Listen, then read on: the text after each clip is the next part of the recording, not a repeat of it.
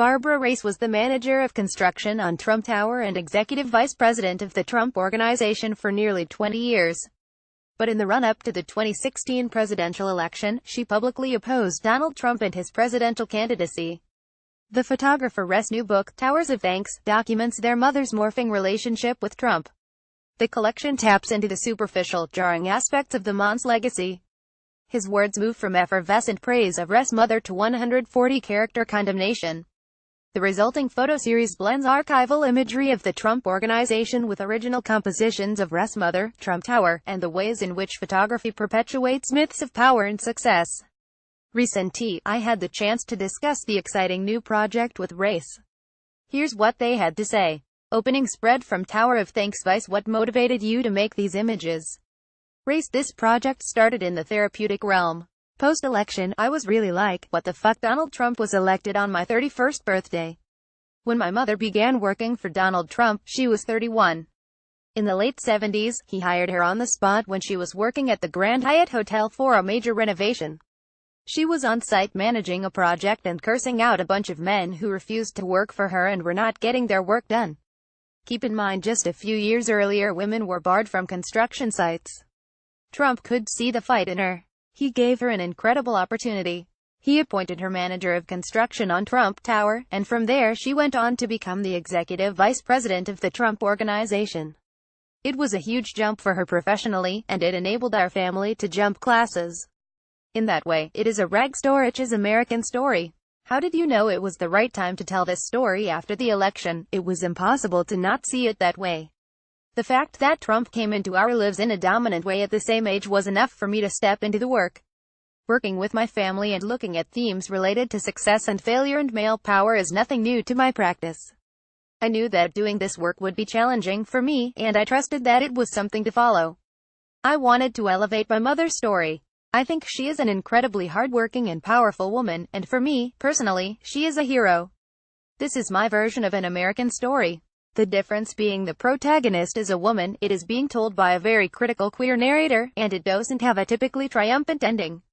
Did you ever feel like you were giving Trump even more exposure with this project? I have always resented Trump. Even at a young age, I hated that he got so much credit for my mother's hard work.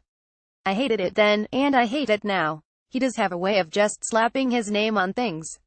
So, yeah, I have complicated feelings about this project. Obviously this work wouldn't exist without Trump, and you certainly wouldn't be looking at the work here now without its relevance. But I have done my best to remove his image from the project. You will never see his face. How do you represent him? In the book, you only get his words from public statements he has made about my mother over time, and they eventually attack themselves.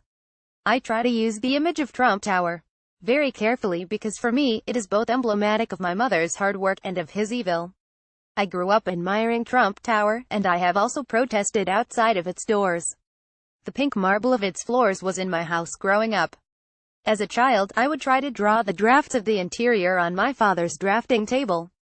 And when I go into Trump Tower, I feel I know it. I know it like the beige shag carpet that was in my grandfather's living room in Queens. I know it like the stories of my grandmother's fig tree back in Greece. Trump Tower is a part of what I inherited, and what I inherited holds both pride and horror. How does your mother feel about the election, given her experiences? I asked my mom to answer this question for you. She states, I never expected Trump to win. I was devastated. I knew what he would do to the country. He had changed so much from the time we built Trump Tower. He stopped listening to advice, surrounded himself with sycophants, and began to treat others with tremendous disdain, especially women. He was egomaniacal and started to believe his own lies. And he lied incessantly. My worst fears have now come to fruition. He has divided the country, given aid and comfort to the worst of our society, and pandered to self-interests to a point where people of color, women, queer people, the working class, and the environment will suffer great harm. What were some images you knew you had to create to share this story? It was very important to me that the work be a dialogue between the past and the present and also address photography's function in creating the myth around this story. I was a child when my mother worked for Trump, and I was a younger adult when the bubble burst, when she left the organization and he left real estate for reality TV. Now, I am a young artist trying to piece it all together. because so much of this investigation is based on how I came to understand my mother's story through images of her in Trump Tower from the 80s and 90s. Those images had to be a part of the work. I couldn't speak to the complexity of this story using one formal approach. There is the inclusion of what I think of as source material, photographs and scans from articles and books during the Trump Organization's heyday. There are images I staged and there are images that are made in a documentary style. I needed all these approaches to tell this story and to speak to the complexity of myth and its relation to meaning or truth. How do you come up with the title for this project? I photographed the Cartier bracelet Trump gave my mother as a gift after the completion of Trump Tower, which was inscribed with "Towers of Thanks, Love, Donald." Who would give their top executive a bracelet for the completion of a skyscraper in Manhattan? From this engraving, the project got its name. Have you gotten any interesting reactions from the work? The image titled "Mom" in November 9, 2016, which I made after the election, shows my mother upset and scared.